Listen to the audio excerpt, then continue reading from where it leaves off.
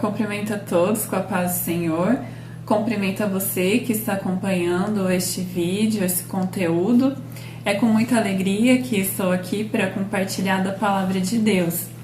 E hoje nós vamos falar a respeito de uma lição da Escola Bíblica Dominical. É a nossa lição de número 12, de tema: a conduta do crente em relação à família. É um tema muito importante, para os dias em que nós vivemos, e eu convido você a acompanhar essa aula até o final, porque vai ser muito edificante para as nossas vidas. Então vamos compartilhar, vai ser muito importante para aplicar nos nossos dias. Convido também a você que tem a revista, para você abrir a revista, acompanhe a leitura também na sua Bíblia. Então vamos à leitura do texto áureo. O texto áureo diz assim: por isso deixará o homem seu pai e a sua mãe, e se unirá à sua mulher, e serão dois numa carne. Efésios, capítulo 5, versículo 31. A verdade prática diz assim: Deus estabeleceu o casamento monogâmico, heterossexual e indissolúvel, isto é, a instituição da família para a glória do nome dele. E aí vamos então fazer a nossa leitura em classe, que se encontra em Efésios, capítulo 5, do versículo 21 ao 33, e do capítulo 6, no capítulo 6, do versículo 1 ao 4. Se você não tiver a revista, você pode acompanhar na sua Bíblia mesmo. E diz assim: sujeitando-vos uns aos outros no temor de Deus. Vós, mulheres, sujeitai-vos a vosso marido como ao Senhor. Porque o marido é a cabeça da mulher, como também Cristo é a cabeça da igreja, sendo ele próprio salvador do corpo. De sorte que assim como a igreja está sujeita a Cristo, assim também as mulheres sejam em tudo sujeitas a seu marido. Vós, maridos, amai vossa mulher, como também Cristo amou a igreja, e a si mesmo se entregou por ela, para santificar, purificando-a com a lavagem da água pela palavra, para apresentar a si mesmo igreja gloriosa, sem mácula, nem ruga, nem coisa semelhante, mas santa e irrepreensível. Assim, devem os maridos amar a sua própria mulher como a seu próprio corpo. Quem ama sua mulher, ama-se a si mesmo. Porque nunca ninguém aborreceu a sua própria carne, antes a alimenta e sustenta, como também o Senhor a igreja, porque somos membros do seu corpo. Por isso deixará o homem seu pai e sua mãe, e se unirá à sua mulher, e serão dois numa carne. Grande é este mistério. Digo-o, porém, a respeito de Cristo e da igreja.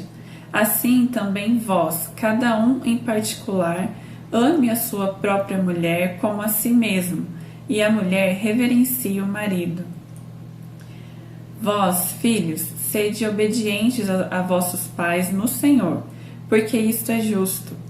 Honra a teu pai e a tua mãe, que é o primeiro mandamento com promessa, para que te vá bem e vivas muito tempo sobre a terra.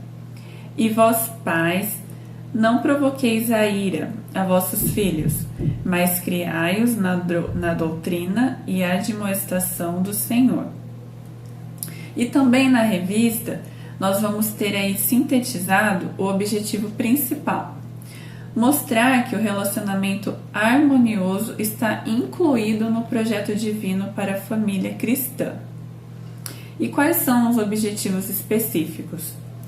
Refletir sobre a conduta bíblica prescrita aos maridos, demonstrar como a mulher casada é comparada à Igreja de Cristo, orientar a conduta dos pais e filhos no ambiente familiar. Então, a gente já pode dar a introdução falando a respeito da família cristã. A família cristã, ela tem uma estrutura que foi instituída pelo próprio Deus. E nós temos embasamento bíblico para falar dessa estrutura familiar. Essa estrutura familiar, ela é composta por membros que têm papéis específicos dentro da família. Ou seja, o pai, o marido tem um papel específico, a esposa tem um papel específico, os filhos têm um papel específico e o casal como pais, eles também têm um papel específico. E é isso que nós vamos estudar hoje, um tema muito importante, como eu já comentei no início da aula, e que vai ser muito edificante para nós.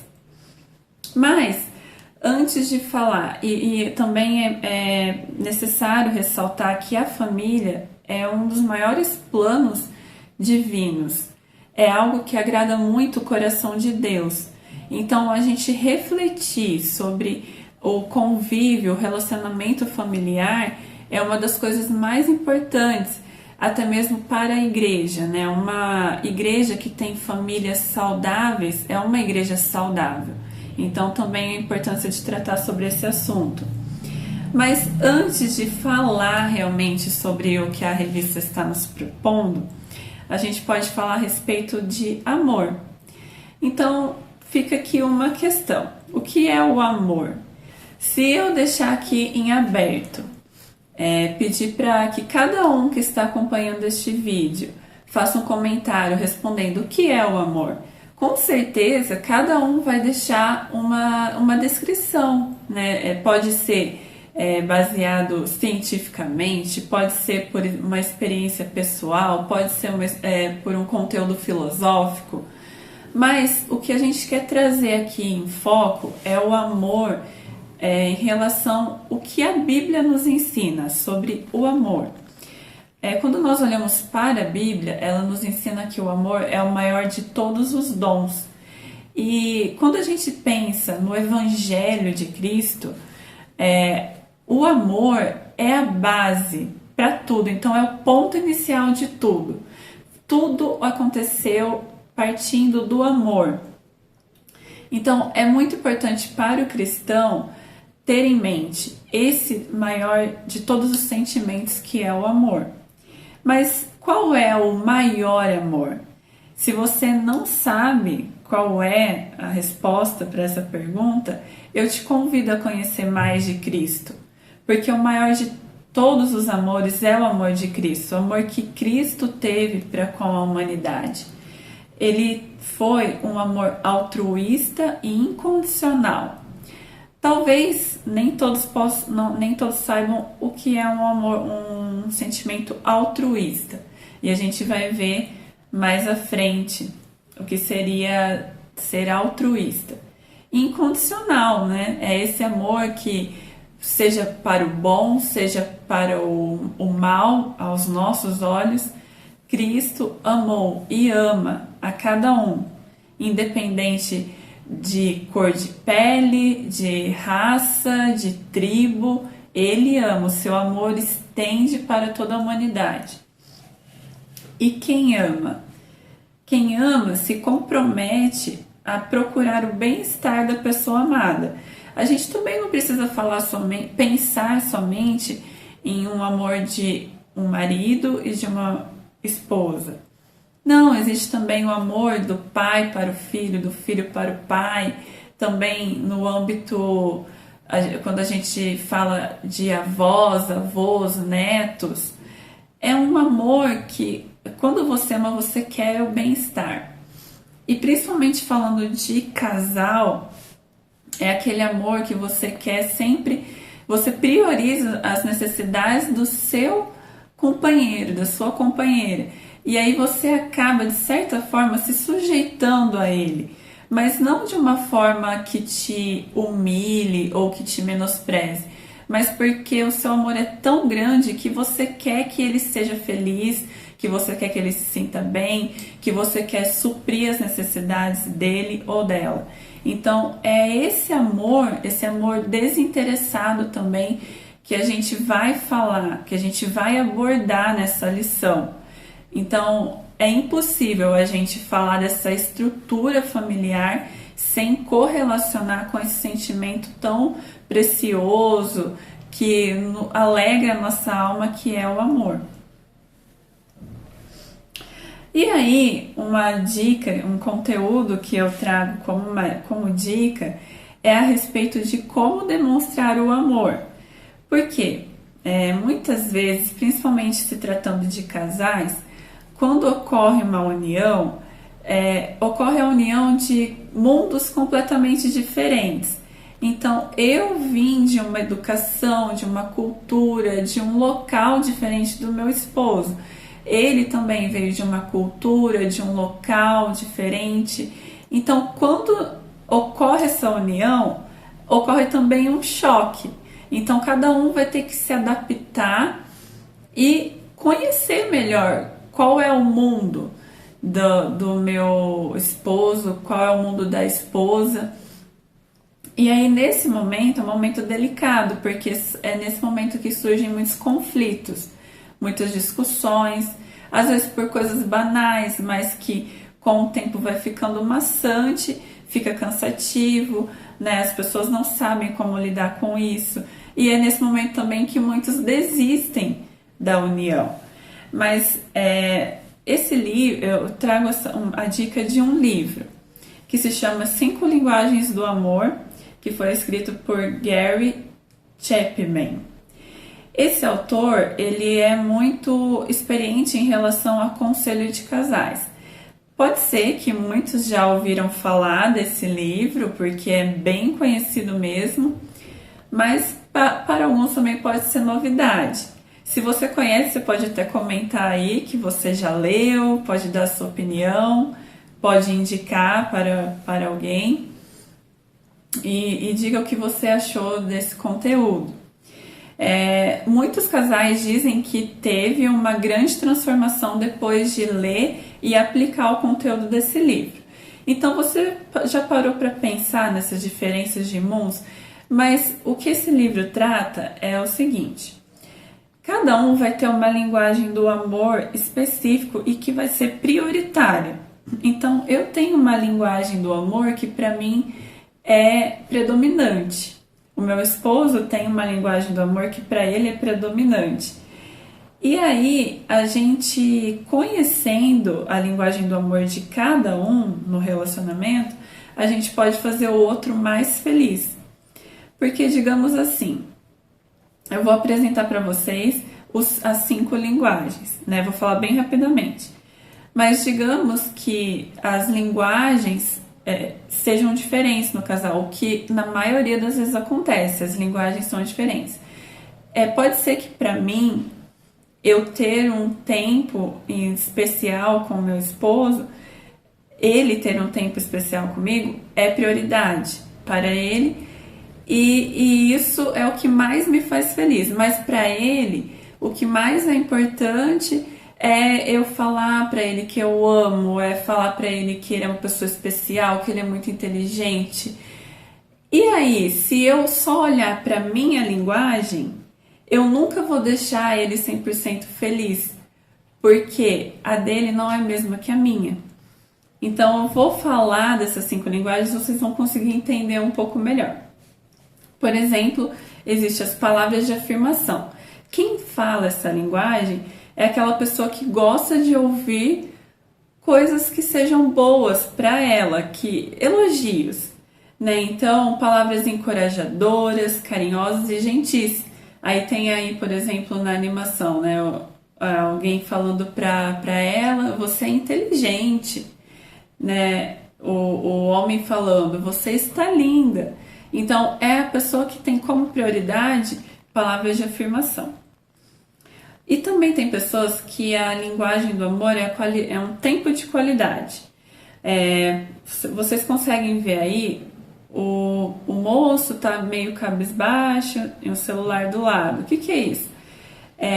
Para ele se sente totalmente desconfortável quando ele tá ao lado da esposa, né, da companheira dele, e ela tá ali no celular. E ela também está demonstrando ali, quando os dois estão juntos, ele não tá 100% com a atenção focada nela, ele tá assistindo um jogo, ele tá no computador. Então isso acaba causando um desgaste no relacionamento, porque a linguagem é tempo de qualidade, então a pessoa quer que você esteja com ela 100%, com a atenção 100% focada nela, sem ter outras distrações. E aí receber presentes também. E aqui é muito legal ressaltar que não está relacionado ao custo do presente, mas sim ao quão especial aquele presente é. Então muitas pessoas que gostam, que falam essa linguagem, elas gostam de receber presentes feitos pela própria pessoa, um presente que ela vai poder guardar aquela lembrança para o resto da vida. E é interessante. Também tem as formas de servir. Então, por exemplo, eu me sinto feliz quando o meu esposo desenvolve alguma atividade para me ajudar, por exemplo, na casa, e ele me ajuda, aquilo me alivia, me deixa mais com tempo livre para ter momentos de lazer. E isso me deixa extremamente feliz. Então, essa é a minha linguagem, por exemplo. Ou então pessoas que gostam muito de organização, pessoas que gostam de preparar, por exemplo, alguém que gosta de ter um jantar especial preparado. Essa é a linguagem do amor dela, é a forma que ela vai se sentir amada. Você fazendo um serviço para ela. E o toque físico, que é aquelas pessoas que realmente gostam de ser tocadas. Então, um abraço, um beijo, um carinho especial é a forma que ela vai mais se sentir amada. Então, fica aí uma dica, né, para casais que se interessam, que querem descobrir mais como fazer o outro feliz, inteiramente feliz. E vocês conseguem perceber também que são coisas simples, é só o fato de conhecer melhor um ao outro. E aí fica essa dica então para os casais. E aí quando a gente vai então para a lição, a gente já pode fazer a introdução mesmo na lição, na revista. A gente pode voltar de novo para o que está dizendo na verdade prática, que diz assim: Deus estabeleceu o casamento monogâmico, heterossexual e indissolúvel. Então, quando a gente fala monogâmico, significa um esposo, uma esposa. Heterossexual, entre um homem e uma mulher. Indissolúvel, é para o resto da vida, para a vida toda, até que a morte os separe ou o arrebatamento da igreja, coisas que não serão por meio do próprio casal, né? E aí, na atualidade, pode ser que ouvir isso seja um choque, mas um casamento indissolúvel, muitas pessoas hoje não têm o interesse de se casar para viver a vida toda ao lado daquela pessoa. Aí fica uma pergunta: será que esse casamento já vai começar bem? Se você casa, vamos ver o que vai dar? Não, o casamento é algo muito sério, que é uma decisão de uma grande responsabilidade. Então, se você faz essa opção, faça bem feita, faça com certeza e que seja duradoura, conforme o próprio Deus deixou instituído na sua palavra. É aí que eu quero chegar. Por quê? Pode ser que para muitas pessoas ouvirem isso seja algo inconceptível, né? Inconcebível. Mas a gente tem referência bíblica para isso. A gente pode ler lá, uma referência bíblica é lá em Mateus, capítulo 19, do versículo 4 ao 6, que diz assim: Ele, porém, respondendo, disse-lhes: Não tens lido que no princípio o Criador os fez macho e fêmea? E disse: Portanto, deixará o homem pai e mãe, e se unirá à sua mulher, e serão dois numa só carne. Assim não são mais dois, mas uma só carne. Portanto, o que Deus ajuntou, não separe o homem.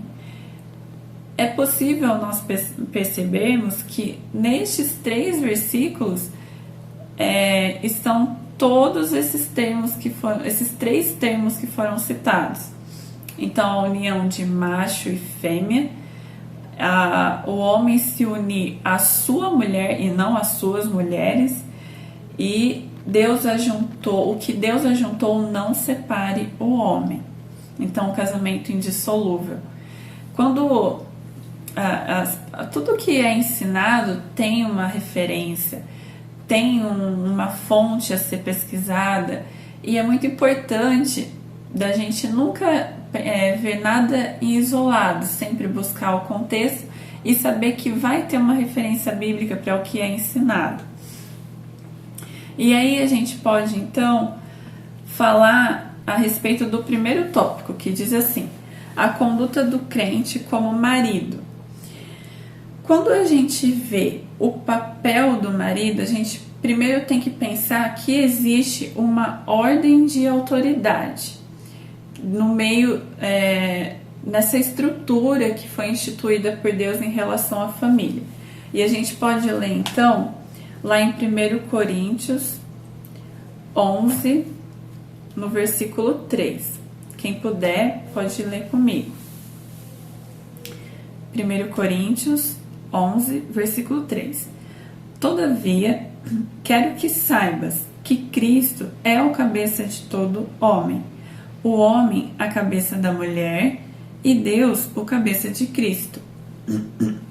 Então aqui a gente consegue ver a ordem de autoridade. Então Deus é a cabeça de Cristo, Cristo é a cabeça do homem e o homem é a cabeça da mulher. E essa é a referência bíblica onde nós podemos citar essa autoridade.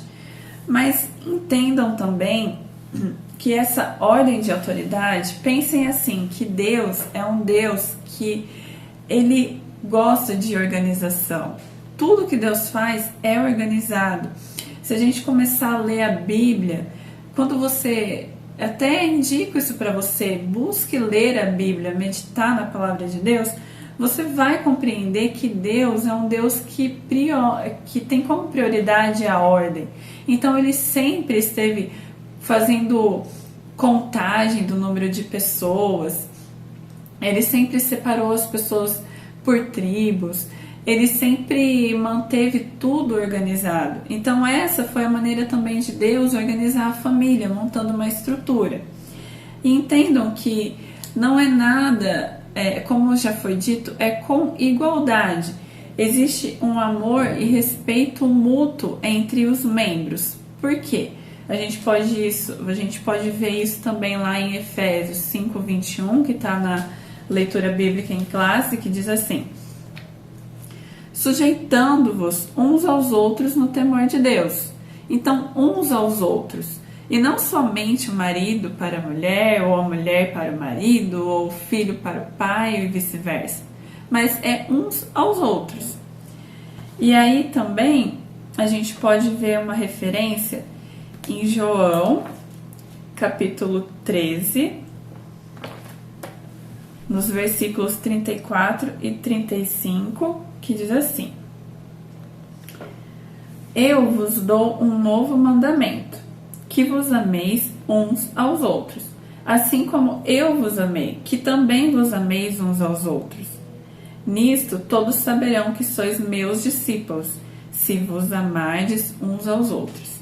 Então é amando um ao outro, assim como Cristo amou, e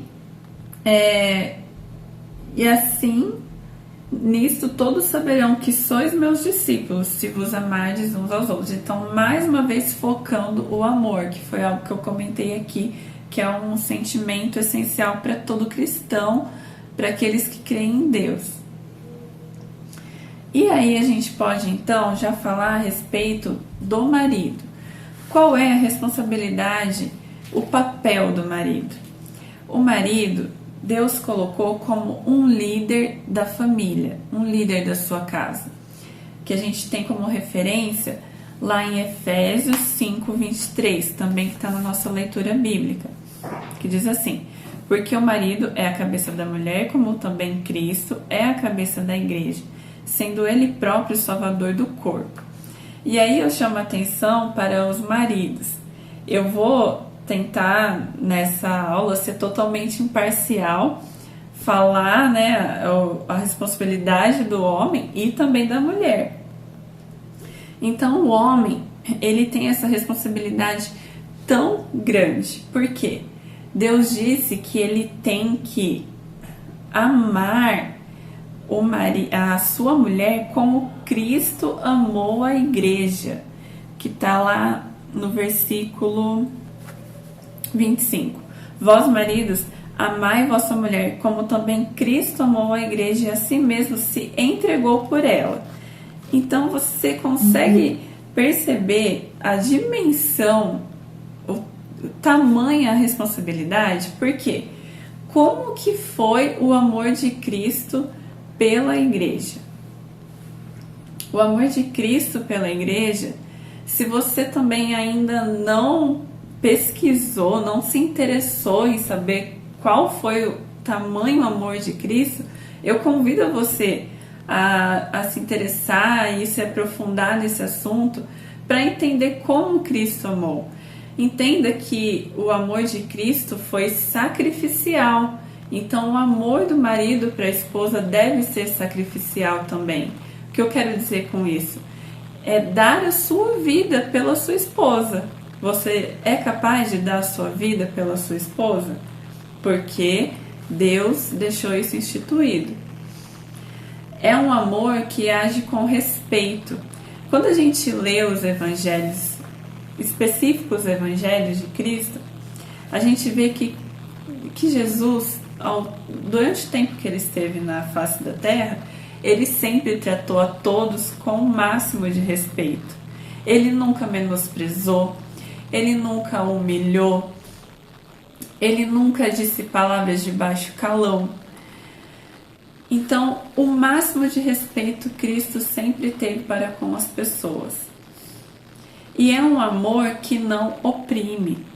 Entenda que Jesus também, ele nunca obrigou as pessoas a estarem próximos dele, né? Pelo contrário, Jesus, ele sempre dava palavras duras que ia de encontro, que mexia mesmo na ferida das pessoas, mas era aquilo que fazia as pessoas estarem perto dele. Mas é claro que, como eu disse, sempre mantendo o respeito. Ele falava, dava essas palavras, né, de exortação, de orientação, mas sempre com o máximo de respeito. Então é diferente você agir de uma maneira dura e rígida, com respeito, e agir de uma maneira dura e rígida, desrespeitando. E então é um amor que não oprime. Ele sempre deixava as pessoas livres para fazerem as suas escolhas. Ele dizia o que era certo e a pessoa tinha a liberdade. Não era oprimida, não era presa. Entende que então as pessoas se ligavam a Jesus pelo amor e pela afeição. Elas eram atraídas por Jesus assim. E é assim que a esposa tem que se sentir atraída pelo seu esposo. Por amor e por afeição, por admiração. E não por medo. Para você que é esposo, você pode entender assim que o maior laço que você pode criar com a sua esposa não é através de causar medo na sua esposa, mas sim de causar uma admiração tão grande nela por você que ela vai simplesmente estar ali com alegria, com prazer do seu lado, por ela te admirar, por ela se sentir, ter um sentimento afetivo por você, de respeito também. Entenda que essa é a maior forma, a melhor forma de deixar a sua esposa ligada a você. E esse amor, ele tem que ser também altruísta. E o que significa altruísta, como eu já tinha comentado que a gente ia falar? Até separei aqui a definição no dicionário. É uma definição muito bonita, que significa assim: ausência de egoísmo, abnegação. Atitude que visa o bem-estar do próximo, não tendo em consideração interesses particulares. Dedicação desinteressada. Ato de amar ao próximo sem esperar nada em troca. Dedicação demonstrada de maneira desinteressada. Filantropia. Então, o amor de Jesus foi assim, foi um amor dedicado sem interesse, um amor que não esperou nada em troca. É isso que é um amor altruísta. Jesus, ele fez isso, ele buscou o nosso bem-estar, que na verdade é muito mais que um bem-estar, ele proporcionou a nossa salvação, não tendo em consideração interesses particulares. Porque se Jesus tivesse consideração pelos seus próprios interesses, ele teria permanecido no céu, ele não teria vindo, não teria se entregado por nós numa cruz. E é assim também que o marido deve ser para sua esposa. Ele deve amá-la sem esperar algo em troca, apenas por querer ver ela bem, apenas por querer ver um sorriso no rosto dela, apenas por querer ver que ela está se sentindo mais descansada de tantas tarefas que ela poderia ter feito. Você pode ajudá-la, ou então o amor que você tem pelos seus filhos, ela já se sente segura e bem com isso. Um amor sem esperar nada em troca. É assim que você deve amar a sua esposa, conforme o próprio Deus deixou instituído. E aí a gente vê o terceiro ponto, né, desse primeiro tópico também, que é o cuidado do marido à esposa. Olha que interessante que Deus disse, né, através das palavras de Paulo escrevendo aos Efésios, que o marido, ele deve cuidar da esposa como se ele estivesse cuidando do seu próprio corpo. Então, lá em Efésios, no capítulo 5 e versículo 28, diz assim: assim devem os maridos amar a sua própria mulher como a seu próprio corpo. Quem ama a sua mulher, ama-se a si mesmo. Então, pense você aí que é homem, né? Como que você cuida do seu próprio corpo? Né? Você é capaz de machucar o seu próprio corpo? Então, aqui a gente já pode também falar de algo físico mesmo. Não machuque a sua esposa. Cuidado com a forma que você trata ela, também fisicamente, não só emocionalmente, mas também fisicamente. Como que você trataria do seu próprio corpo? Fica também uma pergunta: como que as pessoas têm enxergado a sua esposa? Será que a sua esposa tem passado uma imagem de uma pessoa estressada? Talvez assim, o rosto dela demonstre um cansaço muito grande. Tudo isso revela também como que ela está sendo tratada dentro do seu próprio lar, porque muitas vezes coisas que acontecem no nosso psicológico, elas transbordam e são manifestadas no nosso corpo. Então isso também é um ponto de alerta. Talvez você possa praticar algumas coisas que você nem perceba, mas que está fazendo muito mal sim para sua companheira. Então tenha um olhar mais sensível sobre ela. E algo que a gente vai falar também no fechamento é que tudo isso que a gente faz é por reverência a Cristo. Em primeiro lugar, o bem que você faz para sua esposa é por amor a Cristo, é porque você deseja obedecer ao que Cristo nos ensinou e nos deixou. Então, cuide sim da sua esposa, também fisicamente. Tenha atenção. Talvez no dia a dia a rotina acaba fazendo com que você deixe de perceber certas coisas. Não espere ela te falar que ela está sentindo alguma dor, que ela precisa se consultar num médico, tenha também essa sensibilidade de perceber os pequenos sinais, que tudo isso também faz com que ela se sinta feliz. E aí o esposo, ele tem que prover uma vida digna para sua esposa.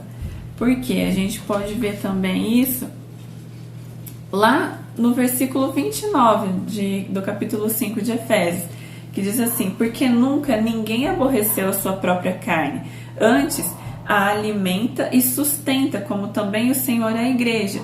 Então é sim, conforme a ordem de Cristo, que a esposa seja tratada com dignidade e que ela tenha também provisão para o seu lar.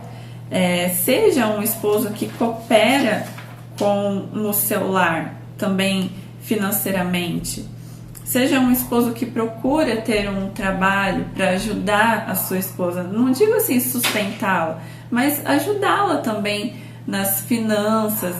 Então seja também um esposo cooperador que ajuda a manter o seu próprio lar. Seja também um esposo que demonstre afeto, consideração e honra para sua esposa. Tudo isso vai agradar o coração do próprio Deus. E manifeste o seu amor não somente em público, mas principalmente no particular. Seja carinhoso, seja cuidadoso e atencioso. Então aqui a gente pode encerrar esse tópico que fala da responsabilidade do marido. Mas em relação à esposa, qual foi a responsabilidade que que Deus, deixou orientado para a esposa? A esposa, irmãs, também é uma responsabilidade muito grande, tal qual para o homem, porque ela é comparada à igreja de Cristo. Então, da mesma forma que a igreja está sujeita a Cristo, a esposa deve ser sujeita ao seu esposo. Pense bem, a igreja, ela se sujeita à vontade de Deus. A esposa, ela se sujeita ao seu marido como a igreja se sujeita para Cristo. Então, quando a igreja se sujeita à vontade de Deus, é porque ela faz aquilo por livre e espontânea vontade. Nós, como cristãos, a gente aprende a palavra de Deus e aquilo se torna essencial para nós. Aquilo se torna uma bússola para as nossas vidas. Então, quando você deixa de obedecer a Deus, isso não te faz bem, isso te deixa triste, te deixa mal. De alguma forma você fica muito incomodado. Ou até coisas ainda piores quando você deixa de obedecer a palavra de Deus. Então, mas por quê? Porque a gente conhece a palavra, a gente tem o embasamento da palavra. Então, da mesma forma, é o modo como a esposa deve se sujeitar ao seu esposo. Não é uma sujeição irracional, como está dizendo aqui no comentário da nossa lição, mas sim uma sujeição racional. Eu me sujeito ao meu esposo, mas porque eu sei quem ele é, porque ele é uma bênção na minha vida e porque ele foi escolhido pelo próprio Deus para estar do meu lado. Então, eu tenho essa consciência e logo eu escolho, é uma escolha que eu me submeto ao meu esposo. De maneira voluntária, então uma escolha minha, eu faço isso voluntariamente e de bom grado, com o meu coração grato, porque eu tenho um esposo que me ama como Cristo amou a própria igreja. Entenda uma coisa maravilhosa, então, que não há nada de depreciativo, também é algo que na atualidade é muito falado, os movimentos feministas. Na verdade, o evangelho, ele não é um sistema opressor, ele não instiga o homem a oprimir a mulher, muito pelo contrário. Se você está acompanhando essa aula, é totalmente ao contrário, você sabe do que eu estou falando. Na verdade, então, não há nada de depreciativo a mulher ser submissa ao seu esposo. Pelo contrário, irmãs, pensem assim, Cristo, o próprio Deus, ele nos ama tanto em especial a mulher, que ele nos submeteu a uma dupla proteção, a um duplo cuidado. Por quê? Nós estamos submissas a Cristo e estamos submissas ao nosso esposo. Então, Cristo cuida de nós acima de qualquer coisa, mas também o nosso esposo cuida de nós e nos protege. Então, a palavra de Deus é maravilhosa, ela só tem coisas boas que agregam a nossa vida e não nos inferioriza, mas na verdade nos mantém num status de igualdade. E a condição da mulher cristã, que é o segundo ponto aqui, a revista vai dizer que na cultura judaica a esposa ela era tratada como propriedade de um homem. Na sociedade grega a esposa era tratada como uma escrava. Mas aí, irmãs, quando teve algo que mudou a história, né? E aí a gente pode ver também uma referência, que é lá em Gálatas 3:28. Gálatas 3:28, que diz assim: não há judeu, nem grego, não há escravo nem livre, não há homem nem mulher, porque todos vós sois um em Cristo Jesus. Olha que coisa mais linda. Então aqui não quer dizer que alguém seja superior. É uma situação de igualdade. Porque o próprio Cristo nos garantiu isso. Então quando Cristo veio à Terra, ele também quebrou muitos paradigmas daquela época. Ele derrubou as barreiras do preconceito e da discriminação. Então, trazendo justamente a mulher para essa situação de igualdade perante a sociedade. Porque Cristo sempre interagiu com as mulheres. Cristo sempre tratava as mulheres igual, da mesma forma com que ele tratava os homens, e não criava uma separação. Então ele quebrou esses paradigmas e trouxe essa situação de igualdade e permitiu que as mulheres então fossem tratadas de uma maneira totalmente diferente, quebrando paradigmas e preconceitos. E hoje nós podemos dizer que somos dignas e livres, porque a própria palavra de Deus nos garante isso. Olha que coisa mais linda e maravilhosa. Fica aí um exemplo de quando Cristo interagiu com a mulher samaritana. É um exemplo de um paradigma e preconceito que ele quebrou naquela época. Então, entendam que existe um perfeito equilíbrio, é uma harmonia. Tudo que Deus faz e fala é perfeito. Se algo sai fora de controle é porque o homem vai lá e age da maneira que ele mesmo quis. Porque quando a gente faz a vontade de Deus, tudo ocorre da maneira mais perfeita. Entenda que então o marido, amando a sua esposa da forma que Cristo amou a igreja, aquela esposa consequentemente vai reagir de uma forma que ela vai também amá-lo do mesmo modo. Ela também vai estimar e respeitar o seu marido. Ela também vai apoiar e ajudar ele na tarefa de liderar a casa. Então entendam, irmãs, que a gente pode sim apoiar, ajudar o nosso esposo nas decisões, no âmbito familiar. Só que nós nunca podemos agir de uma maneira opositora e nunca tirar a autoridade do nosso esposo. Isso é algo muito importante que também fica de alerta para nós, esposas, mulheres, porque é algo que vai totalmente contra a vontade de Deus quando nós tiramos a autoridade do nosso esposo, principalmente se a gente estiver em público. Então a gente tem que estar sempre tomando esse cuidado. Então quando nós temos esse relacionamento familiar de perfeito equilíbrio, tal qual a vontade de Deus, tudo vai bem dentro do nosso lar, né? Essa é uma garantia que Deus provê para o nosso lar. Eu sei que muitas famílias passam por várias situações e às vezes a situação sai do seu controle, né? Aí é até um outro conselho, um outro ensinamento, mas aquilo que está no nosso, aquilo que nós podemos fazer para que a nossa família vá bem, nós temos que fazer. E esse é o princípio de tudo. Para aquele que deseja que a sua família seja feliz, seja equilibrada, tem que partir desses princípios.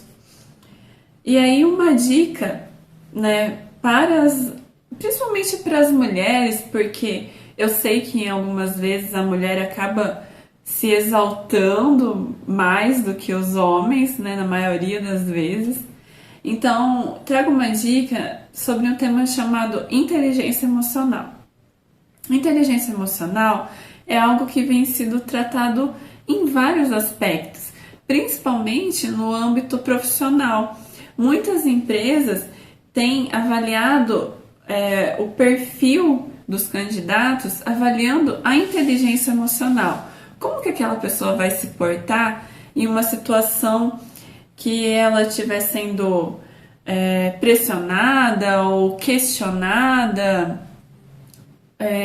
uma situação que não é tão confortável para ela, como que vai ser a postura dela diante disso, né? Então, a inteligência emocional também nos ajuda dentro do nosso lar.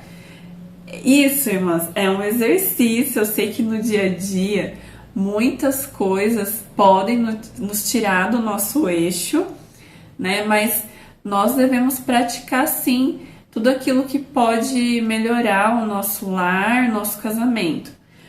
Então, o que é inteligência emocional?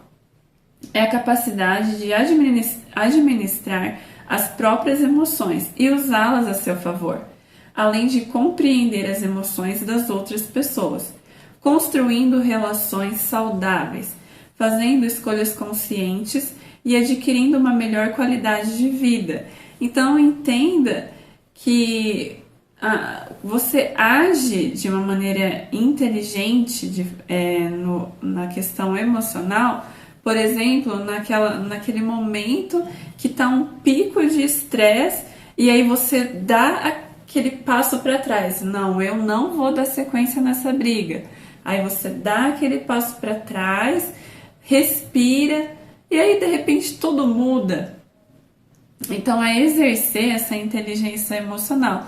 Eu indico também para vocês pesquisarem um pouco mais sobre esse assunto, que é um assunto bem interessante e bem atual também. E agora, e aí então fechando, né, essa questão dos casais, o papel da esposa e do esposo, uma coisa que resume basicamente esse assunto é que o casal que adota essas condutas evidencia uma vida cheia do Espírito Santo.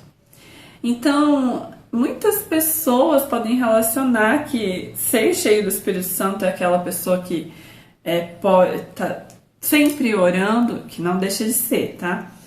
Tá sempre orando, tá sempre na igreja. Até ao falar em línguas, muitas pessoas acham que isso é estar cheio do Espírito Santo, mas na verdade essas coisas são evidências.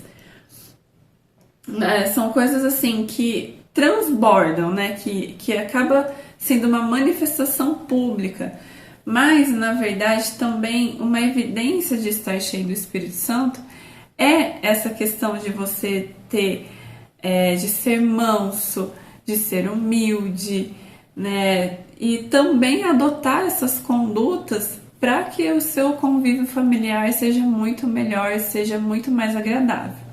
E aí, para a gente então ir para o próximo tópico, o próximo tópico vai falar da conduta do crente como filho. Para a gente ir para esse tópico, a gente vai estudar com a professora Ruth também. E ela vai falar sobre esse assunto conosco. A paz do Senhor, irmãs, a paz do Senhor a todos. Hoje eu vou estar ensinando sobre o terceiro tópico da lição 12, por título A Conduta do Crente como Filho. Ele está dividido em 3 repartições, que a primeira é a responsabilidade dos pais, a conduta requerida dos filhos e o mandamento com promessa. Vamos ver lá o primeiro já. É a responsabilidade dos pais. Os pais devem criar seus filhos na doutrina e na admoestação do Senhor. A palavra doutrina ou disciplina do grego é paideia, significa orientação ou treinamento para o desenvolvimento do caráter e pronta obediência nas normas. Já a palavra admoestação, no grego, é noutesia, quer dizer instrução ou advertência que faculta a distinção entre o mal e o bem. Então, vemos bem. Para criar o filho, é necessário ter uma doutrina e uma disciplina, os dois trabalhar junto. Doutrina e disciplina, que significa ele orientar e treinar o desenvolvimento do caráter da criança. Vamos colocar a criança, em primeiro lugar. Pelo estudo, dizem que a criança se molda o caráter dela. Caráter não, vamos dizer assim, se instrui os verdadeiros ensinamentos entre o certo e o errado até os 6 anos. Então, até essa idade, você vai trabalhando com a criança, porque ele já nasce com suas próprias personalidades, Quantos uns dá mais trabalho em um certo ponto, outros dá trabalho em outros pontos, Então, sempre é responsabilidade dos pais fazer isso, não é responsabilidade dos avós, não é responsabilidade, vamos colocar aí, da professora da escola, não é responsabilidade da professora da escola dominical, não. A responsabilidade é clara, a Bíblia diz que é claro que o ensinamento é os pais que tem que dar. Então, se não existe disciplina, não tem ordem. Então, tem que ter a disciplina para desenvolver o caráter. Aí a palavra de admoestação quer dizer advertência e para distinção entre o mal e o bem. Então, a criança, ela tem as suas dúvidas. Elas não entendem às vezes o porquê não, o porquê é o mal, o porquê isso faz mal, isso não é bem, até mesmo às vezes adolescente, por não ter aquela experiência, às vezes não entende o porquê que os pais proíbem tanto certo ponto. Então, cabe a gente esclarecer isso a eles. Não fala assim, isso não. Aí fala, por que não? Por que não? Não, tem que sempre explicar o porquê não e o porquê que é mal e o que é bem. Vamos lá. Além dessas exortações, cabe aos pais estabelecer o parâmetro de conduta e reagir contra a desobediência de seus filhos. Os critérios dessa educação estão na palavra de Deus. Então aqui fala o quê? Da exortação, que cabe ao pai ele exortar, sim, cada conduta de cada desobediência de cada filho, como eu falei. Existem filhos que pode dar trabalho em questão de obedecer uma ordem, ou filho que tem aquela dificuldade de, vamos dizer assim, de entender várias etapas, nossa, é difícil, várias coisas que eles têm as dificuldades de entender. Então, para eles compreender, é preciso exortá-lo, corrigi-lo, e não adianta nada a gente, vamos colocar aí, a gente ensinar o que é o certo ao nosso filho e a gente fazer o errado. Que nem aquele ditado fala assim, faz o que eu mando, não o que eu faço. Não, porque geralmente a criança, o adolescente, até já a faixa etária de jovens, eles aprendem mais com o que você transmite do que aquilo que é dito. Eu vejo bem assim que minha menina ainda está nova, tem 4 anos, mas observo que ela imita muitas coisas que eu faço, que eu faço, que eu falo. Então, para você ver que eles observam muito a gente. Então, não adianta nada a gente querer que eles façam o certo e a gente continua fazendo o errado. O errando e falando assim, não, é porque eu sou mais velho. Não, não tem essa. A gente tem que mostrar para ele também através de exemplo. Isso é muito bom. Então, lá em Provérbios, vamos ler lá em Provérbios 22, 6.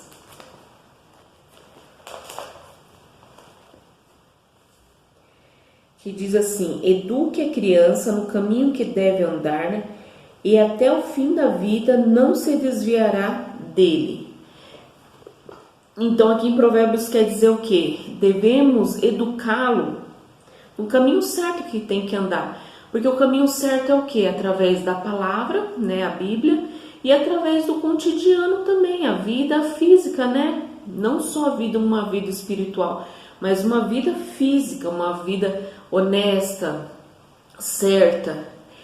E quando uma criança ela absorve um conhecimento, ninguém vai poder mais tirar dela. Não é como se fosse um objeto que a gente se perde ou é roubado. Não, isso nunca mais ninguém pode roubar nem tirar. Pode sim, através de amizades erradas, ser corrompida, mas aquilo que o pai ensinou vai continuar ali. E o Espírito Santo ele sempre ajuda a trazer a lembrança tudo aquilo de bom que foi ensinado. Então nunca é tarde, nunca é demais ensinar sempre, ou repetindo, sempre falando o que é o certo. Por outro lado, os pais não devem abusar da autoridade recebida, pois eles devem educar com brandura e amor, sem rigor excessivo ou imposições injustas, a fim de não incitar a ira de seus filhos. Aqui quer dizer o quê? Muitas vezes a gente acaba sendo severo, às vezes por falta de paciência, ou às vezes porque a gente tem medo de eles errar, ou por muitos motivos, né? A gente acaba querendo proteger demais e acaba sendo muito excessivo, muito rigoroso. Mas não, como tudo fala, né? Todas as regras dentro de uma casa tem uma exceção. Então, como a gente pode ser mais, vamos dizer assim, mais amoroso e mais perspectivo, né? Do que eles desejam? É a gente ouvi-lo. Às vezes ele mal fala, pai, eu posso fazer? Não. Nem termina de falar, ele fala, não. Aí tudo é não pode, não vai. Tudo é isso, né? Mas a gente deve fazer o quê? Ouvi-lo. Às vezes a gente parando para ouvir, a gente vê que o que eles querem não é tão assim ruim como a gente pensa que é. Então nunca devemos ser rigoroso demais. Nos tempos antigos, né, vamos dizer assim, na minha geração, a gente apanhava tudo, né? Por tudo apanhava. Quando demorava para ir tomar banho ou demorava para entrar dentro de casa, tudo apanhava, né? Hoje em dia não, hoje em dia mudou mais que tudo coloca de castigo, né? Ou coloca de castigo, tira algumas coisas que gosta. Então a gente tem que analisar tudo, a gente tem que observar ele, porque o dia a dia nosso é corrido, é estressante, é cansativo e geralmente a gente não paramos para observar o que eles necessitam, o que eles precisam. Às vezes eles só necessitam ser ouvido. Isso é muito bom que os pais possam fazer. Agora vamos para o segundo tópico. A conduta requerida dos filhos. O dever dos filhos é apresentar de forma objetiva pelo apóstolo, que está assim, vós filhos, sede obediente a vosso pai, que está lá em Efésios 6 e 1, que está até lá no comecinho lá da leitura, né? Leitura bíblica em classe. A explicação para essa postura é categórica, porque isto é justo, que está na parte B, né, do versículo 6, 1, capítulo 6, 1. ela assegura a ordem natural divinamente estabelecida por Deus. Deseja que os filhos confiem na sabedoria de seus pais. Aqui já fala a conduta dos filhos. Aí entra os filhos mesmo, nosso, e a gente, filhos, aqueles que ainda estão, vamos colocar aí debaixo dos cuidados dos pais, vamos colocar aí aqueles que ainda moram junto com os pais, que estão sendo ensinados. Então aqui fala que o filho, ele obedeceu ao pai, que é o 5º mandamento, né? E reforça na parte B que fala assim, porque isso é justo. Por que justo? Porque os pais, eles já têm experiência, ele já passou por essa idade, então eles já conhecem o que é bom, o que não é bom, então eles ainda estão aprendendo. Então é justo que eles obedeçam. É que nem, vamos colocar aí como se fosse uma hierarquia.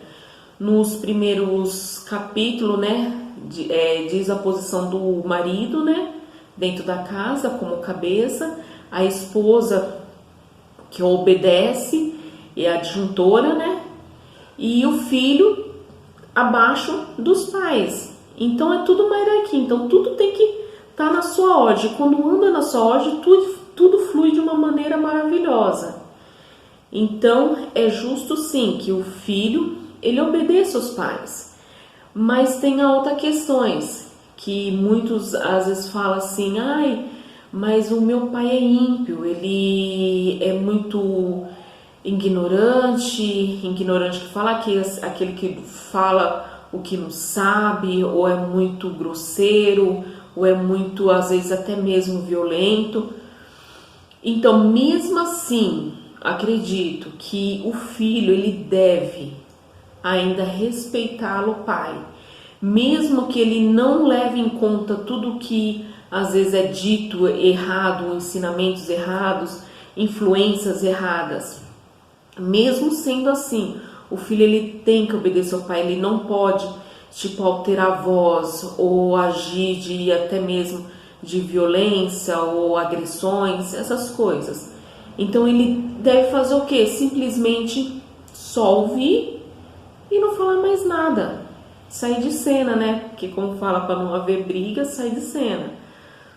Então tem essa outra parte também, mas quando o pai é aquele pai que é conhecedor da palavra, que tenta ensinar a verdade para o filho, ele tem que acatar o ensinamento.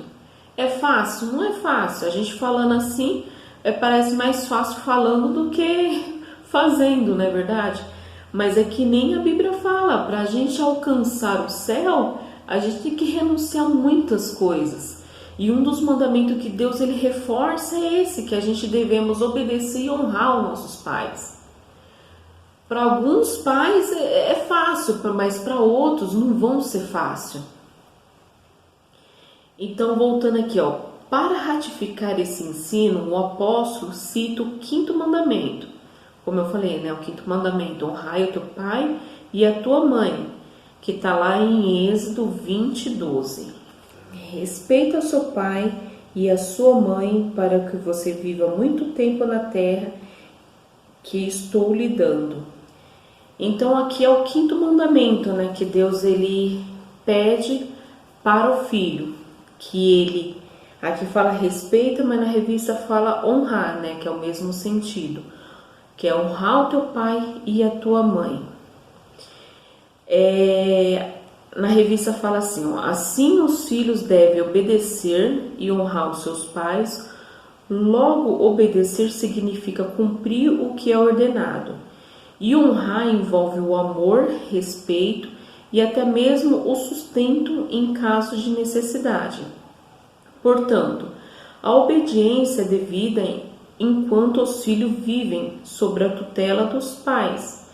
E a honra é o dever de uma vida toda. Então tem aqui a repartição. Obedecer é quando o filho, ele está debaixo do cuidado dos pais. Seja ele com 20, com 30 anos, seja qual for a sua idade. Ele tem que obedecer às ordens do pai, porque ele está debaixo da casa do seu pai. No momento em que ele sai formam uma família, casam, aí mantém o quê? Mantém a honra. A honra vem através do quê? Do amor, do respeito, do cuidado, se precisa até mesmo de alguma necessidade, suprir a necessidade dos pais. E isso é para a vida toda, é para uma vida inteira. Devemos fazer isso, honrar nossos pais, mesmo que ultimamente os dias estão sendo tão corridos que a gente se preocupa tanto com a nossa própria família, né? Os filhos, marido, serviço, e esquecemos o nosso pai. Então, que a gente possa sempre estar lembrando de visitá-lo, conversar, ver o que necessita. Isso quer dizer honra, e isso tem que ser para a vida inteira. Agora, um terceiro mandamento com promessa. Os filhos que obedecem e honram seu pai, uma promessa dupla lhe é assegurada, para que te vai bem e viva muito tempo sobre a terra. Essa promessa inclui prosperidade exterior e vida longa, embora as dádivas espirituais estejam implícitas. A ênfase recai sobre os benefícios materiais. Significa que ao obedecerem e honrarem o seu pai, o filho submetem-se ao arbítrio de Deus, que segundo o beneplácito de sua vontade, os recompensam com benesses especiais. Acho que benesses quer dizer bênçãos, né? Especiais. Então aqui fala, automaticamente, quando a gente obedece e honra nossos pais, a gente é abençoado por Deus. Deus, ele abençoa multiplica vezes, a promessa dupla, né? Muitas vezes, tanto na vida espirituais quanto na vida material. Porque é triste de ver que, de muitas notícias, até mesmo conhecidos nossos, que os filhos perdem as vidas tão cedo, vamos dizer assim, na sua adolescência, na sua juventude, tão novo. E é triste, porque não tem coisa mais triste o pai ter que enterrar um filho. Isso acontece por quê? Porque eles não obedecem os pais, não seguem as orientações que o pai fala, não tomam cuidado naquilo que o pai orienta. Então eles acabam mesmo perdendo a vida. Através da desobediência, a falta de honra, leva à morte. O caminho errado leva à morte. É triste disso. E como também a gente possa ver também, né? Muitos filhos que honram o pai e obedecem os pais, que tem uma vida próspera, tem uma vida abençoada. Porque é tão bom, porque assim, isso é uma corrente, né? Da mesma forma que eu honro minha filha, não honro meu pai, honro meu pai, honro minha mãe, cuido dele, minha filha vai estar vendo isso. Ela vai ver isso. E conforme o ensinamento certo que eu vou passando para ela, quando eu chegar na idade mais velha, idosa, ela vai cuidar de mim, entendeu? Então isso é uma corrente de amor, né? Que a gente nunca deve se quebrar, sempre permanecer firme e forte. E se no momento a gente sentir fraco, desanimado, orar a Deus para Deus fortalecer.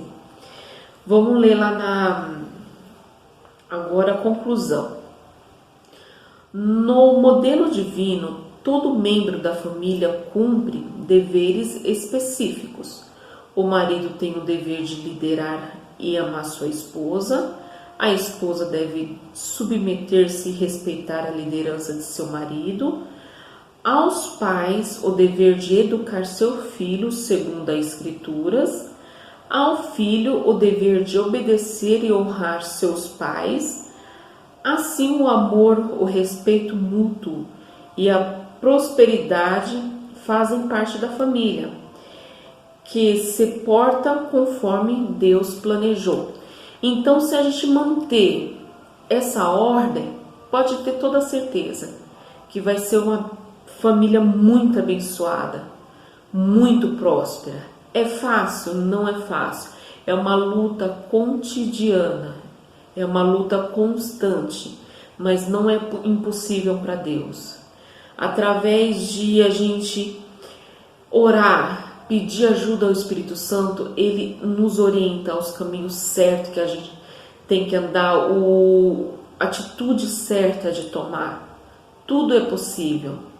E quando a gente se renuncia, às vezes até mesmo naquilo que a gente quer sair da nossa ordem, né? Fala assim, ai, tô cansada. Somente nessa quarentena, muitas mães estão sofrendo demais para poder passar os ensinamentos para os filhos. Não tá fácil, não é fácil, perde a paciência.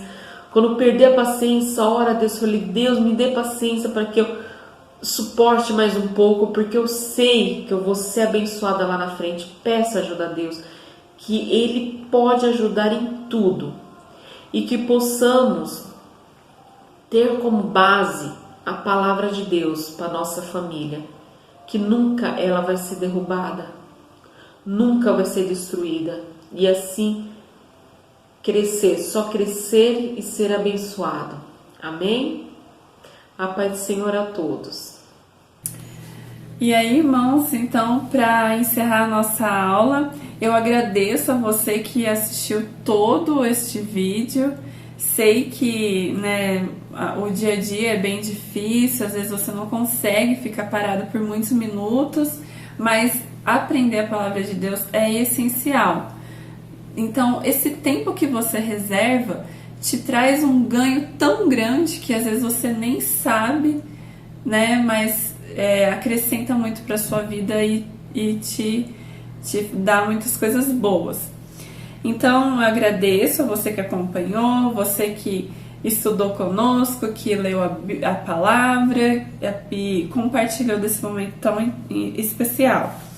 Eu agradeço mais uma vez a todos. Peço para que aqueles que ainda não se inscreveram no canal da nossa igreja possam se inscrever. Você vai receber, né, as notificações dos novos conteúdos que forem inseridos. E vai ser uma alegria imensa para nós ter você também nessa igreja, essa estratégia que Deus também deu a nós de fazer esse conteúdo online. E eu creio que você vai ser muito edificado com tudo que for postado nesse canal. Então, um grande abraço e que Deus abençoe a todos.